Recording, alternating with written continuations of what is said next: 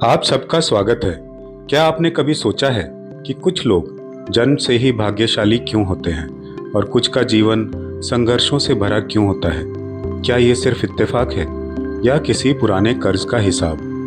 स्वामी विवेकानंद ने एक बार कहा था, तुम आज जो हो अपने पिछले कर्मों के कारण हो और तुम कल जो होगे अपने आज के कर्मों के कारण होंगे।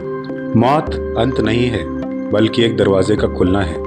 लेकिन क्या हम हमेशा के लिए इस दरवाजे के आर पार जाते रहेंगे या कोई ऐसा रास्ता है जो हमें हमेशा के लिए आज़ाद कर दे?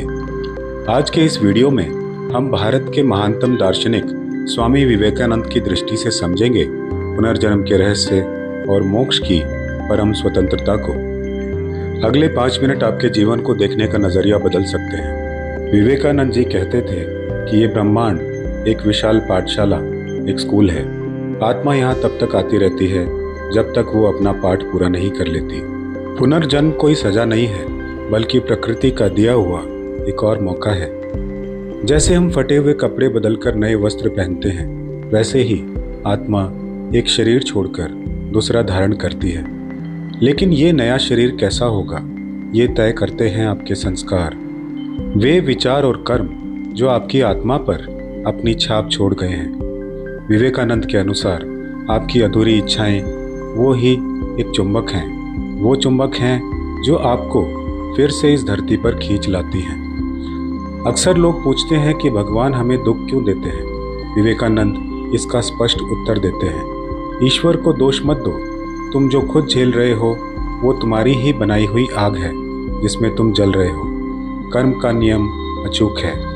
यदि आपने घृणा के बीज बोए हैं तो प्रेम की फसल नहीं काट सकते। विवेकानंद हमें डराते नहीं बल्कि सशक्त बनाते हैं।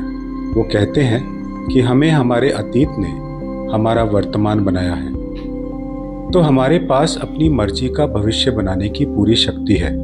यही हिंदू आध्यात्मिकता की सबसे बड़ी खूबसूरती है।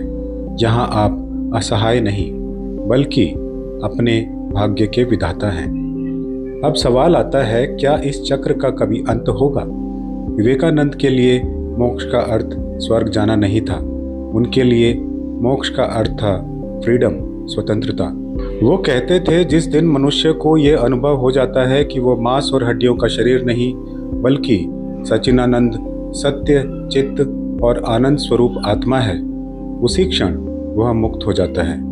मोक्ष मरने के बाद नहीं मिलता, वो जीते जी भी मिल सकता है। जब आपके मन से मैं और मेरा का अहंकार मिट जाए, जब आप सुख और दुख में एक समान रहने लगे, तब समझें कि आप मोक्ष की ओर पहला कदम बढ़ा दिया है। विवेकानंद जी का संदेश सीधा था, उठो, जागो और तब तक मत रुको जब तक लक्ष्य प्राप्त ना हो जाए। लक्ष्य क्या है? लक्ष्य है खुद को जानना। पूर्व जन्म एक यात्रा है, कर्म एक वाहन है और मोक्ष वो मंजिल है जहाँ पहुंचकर फिर कभी कोई प्यास नहीं रहती। तो अगली बार जब आप किसी मुश्किल में हो तो घबराएं नहीं। याद रखें, आप एक दिव्य आत्मा हैं जो अपनी पूर्णता की ओर बढ़ रही है। क्या आप कर्म और भाग्य पर विश्वास करते हैं? नीचे कमेंट्स में बताइएगा। अगर ये वीडियो आपको पसंद आया तो इसे उनके साथ साझा करें जिन्हें शांति की दिशा की तलाश है। धन्यवाद।